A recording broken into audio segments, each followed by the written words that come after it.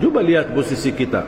Mohon maaf Bapak Ibu, menurut saya persoalan kita di Indonesia, bermasalah yang kita hadapi, berbagai macam masalah, wallahi gara-gara hubungan kita sama salat belum beres. Masih ada masalah kita sama salat. Padahal salat itu satu-satunya ibadah yang tidak bisa ditinggal dan tidak bisa mewakili orang lain. Ada umrah badal? Ada umrah badal? Ada. Ada haji badal? Ada. Ada salat badal? Tidak ada. Tidak bisa diwakili. Harus kita sendiri laksanakan. Dan tidak bisa ditinggal. Puasa boleh tidak ditinggal? Boleh kalau lagi sakit atau musafir. Zakat boleh ditinggal? Boleh kalau kita tidak punya harta untuk dizakati. Haji boleh tidak ditinggal? Boleh jika belum mampu. Kecuali salat tak boleh ditinggal. Sakit, salat. Sehat, salat. Berdiri, salat. Dah bisa berdiri, duduk tapi tetap salat. Dah bisa wuduk, tayammum. Dah bisa berdiri, dah bisa duduk, berbaring, tetap wajib salat. Sambil di saat kita menghadapi musuh, lagi perang, masuk waktu salat, ada tata cara salat khauf, salat takut. Tapi tidak boleh tinggal. Kalau saat perang aja dah boleh tinggal, apalagi saat aman. Cuba lihat, mohon maaf sekarang keadaan umat Islam. Syukur-syukur kalau dia jaga Jumatnya, tapi tak pernah salat 5 waktu. Dia kira Jumatnya bakal diterima, padahal tak pernah salat 5 waktu. Kasihan. Salat itu tali hubungan kita sama Allah. Kalau terputus tali itu sama Allah lewat salat, tidak ada ibadah pun yang bakal diterima oleh Allah. Semuanya sia-sia. Haji sia-sia, umrah sia-sia, khatam Al-Quran berkali-kali sia-sia. Semuanya ada arti kalau salat tidak ada. Karena salat tiang agama. Jatuhnya tiang agama, jatuhnya agama.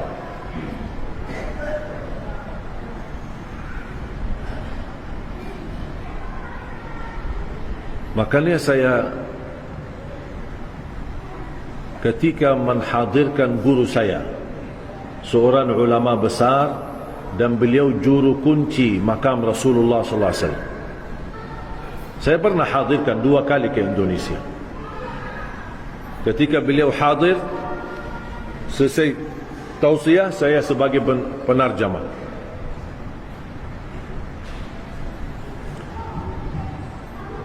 Saya pun terharu. Ali Jabir menjadi tukang tarjamah. Subhanallah. 2008, 2009 belum bisa bahasa Indonesia. 2010 menjadi penarjamah. Tarjamahin guru yang datang dari Madinah. Subhanallah, karunia dari Allah. Tak saya ambil kursus bahasa Indonesia. Saya tidak belajar sekolah bahasa Indonesia. Saya tidak belajar kamus bahasa Indonesia. 2008, 2009 masih saya baru hafal kalimat bagus. Itu bagus. Apapun orang bicara saya jawab bagus. Siapa nama kamu? Bagus. Apa kabar? Bagus. Umur kamu berapa? Bagus. Saya tidak tahu, itu aja bagus. Kata teman saya, bilang aja bagus. Apapun orang bicara sama kamu, bilang aja bagus. Habis itu saya belajar lagi sama teman saya, tapi tidak kasih tahu artinya. Saya diajarin, apa kabar? Bagus. Mau kemana? Aku cinta kepadamu. Saya ikut. Saya subhanallah cepat hafal. Ketemu orang, Assalamualaikum, apa kabar? Bagus. Mau kemana? Aku cinta kepadamu. Ketemu perempuan, Assalamualaikum, apa kabar? Bagus. Mau kemana? Aku cinta kepadamu. Sambil bermu, apaan itu orang? Subhanallah, Allah berikan anugerah bahasa. Wallahi Bapak Ibu, bahasa ini anugerah murni taufik dari Allah. Bukan karena Ali Jabir hebat atau saya punya sesuatu. Tidak ada. Allah yang memberikan bahasa. Allah maha segala bahasa. Dan selalu saya berdoa, ya Allah, aku mohon berikan kepada aku bahasa Indonesia yang bisa difahami. Faham tak Bapak Ibu? Alhamdulillah, berarti doa saya sudah kabul.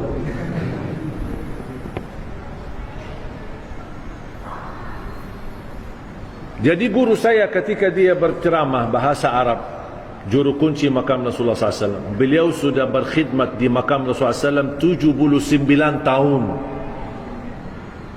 Di usia beliau 17 tahun, 18 tahun dia berkhidmat, melayani dan menjaga makam Rasulullah SAW.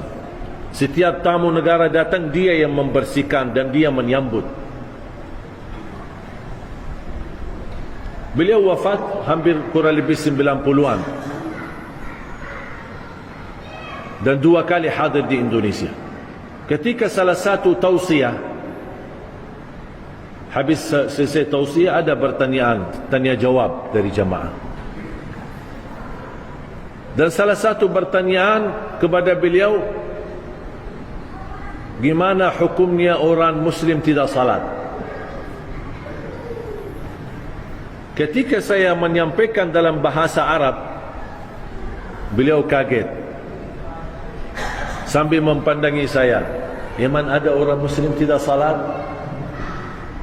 Dia kaget, heran. Iman, ada orang Muslim tidak salat? Saya jawab, ada, banyak di Indonesia lagi.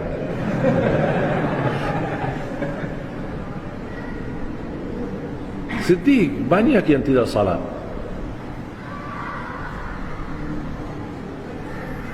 Sering saya terima keluhan dari jamaah, khususnya ibu-ibu. Curhat, nangis, anaknya susah salat. Aku capek sama anakku, tolong doanya, tolong amalannya. Saya tanya, ibu maaf, anaknya umur berapa? Sudah 30 tahun. Subhanallah, 30 tahun susah salat. Saya fikir masih anak-anak, 5 tahun. Sudah 30 tahun dan tidak mau salat.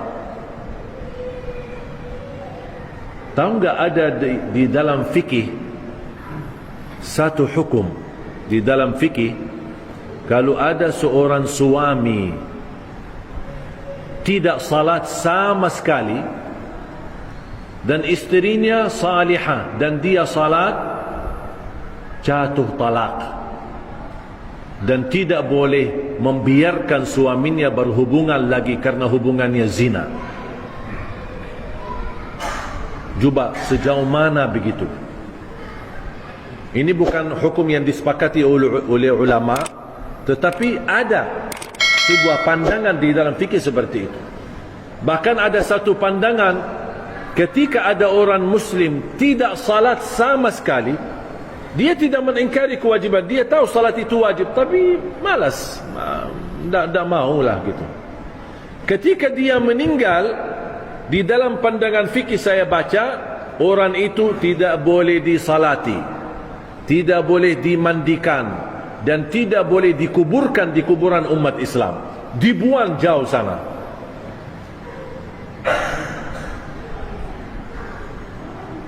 Ngeri ya.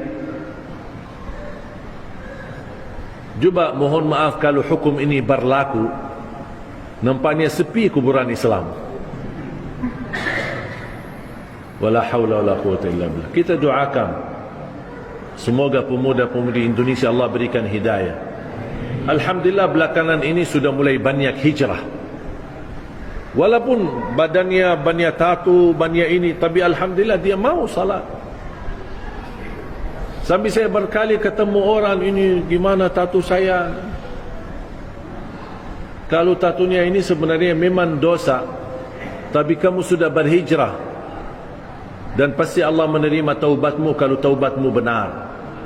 Dan Allah tidak membandangi wajahmu, kulitmu, apa isinya, tapi Allah melihat amalanmu dan hati, isi hatimu. Makanya jemaah sekalian, bersyukurlah Bapak Ibu kalau anda menjadi orang yang bisa salat. Syukurlah. Wallahi syukur, bersyukurlah. Karena anda bisa berlangkah-langkah ke masjid. Anda mau bangun ambil air wudu di waktu subuh, wallahi ini anugerah nikmat dari Allah untuk kita. Banyak orang yang mampu tapi malas. Bahkan ada orang tetangga masjid tidak pernah datang ke masjid. Padahal jaraknya ke masjid satu tembok dengan masjid. Ada.